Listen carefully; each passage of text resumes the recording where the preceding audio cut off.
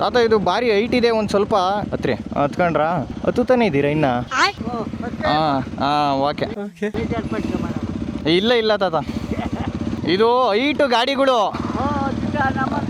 ಹತ್ತದು ಇಳಿಯೋದು ಕಷ್ಟ, ಇದೊಂಚೂರು ಕಷ್ಟ ಕಣಪ್ಪ.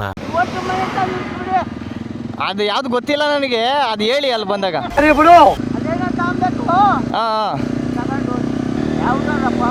ಕುಣಿಗಲ್ಲು.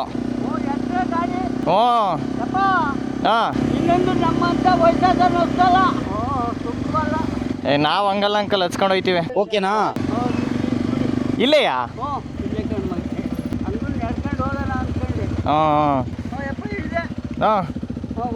ಸರಿ ತಾತ.